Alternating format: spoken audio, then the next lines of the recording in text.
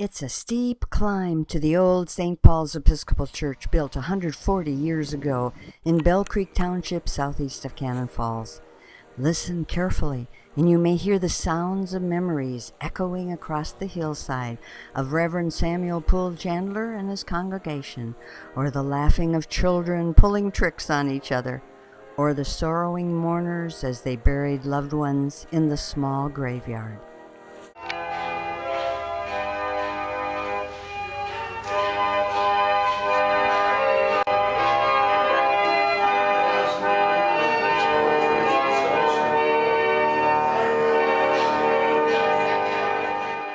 Great-great-grandson Orland Chandler has been restoring the site for several years.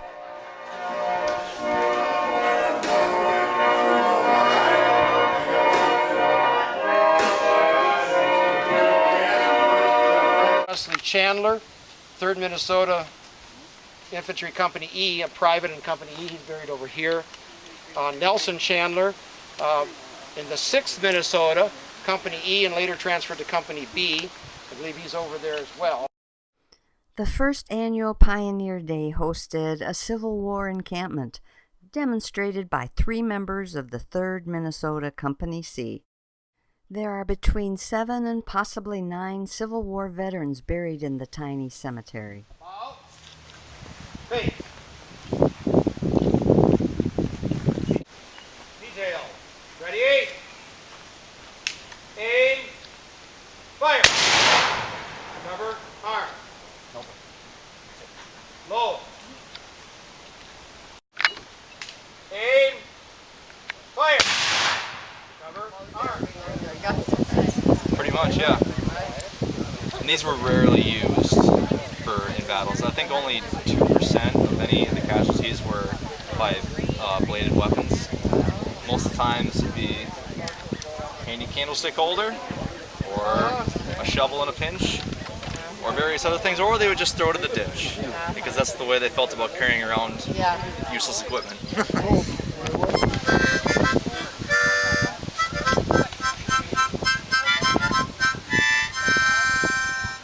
Kingdom coming, year of jubilee. We've begun to fire it. That's a fulminated mercury that when you hit it, produces a flash, goes down into the powder, and then explodes it and controls it. He's gonna have to beat that, and then everybody's gonna go, oh, that means right turn, the right wheel, but that means a fall back or whatever it is. That they could hear. That you could hear too. But my voice, especially if I've been yelling for half an hour, forget it. So, if you disrupt communication, what happens? Confusion. The men don't know when to move, where to move, and so the enemy has an advantage. You wipe out the communication, or say, what do we do next? And while you're thinking about it, the enemy's charging you with bayonets, and you're going, oh gosh, time to run. So, that's what happens.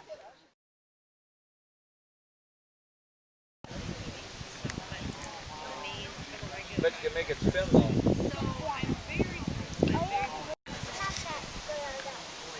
What are you doing? Drafting.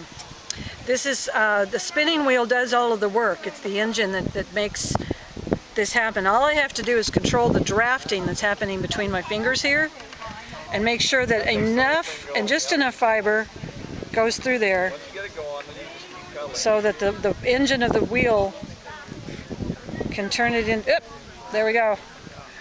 I'll let go of the draft. She's the expert.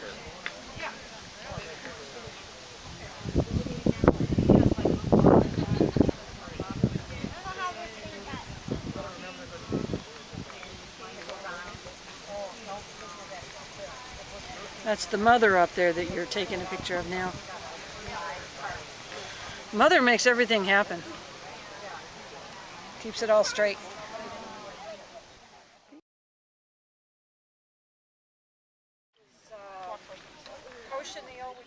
These boys are learning how to make a 3-strand rope, and then watch what they do with it.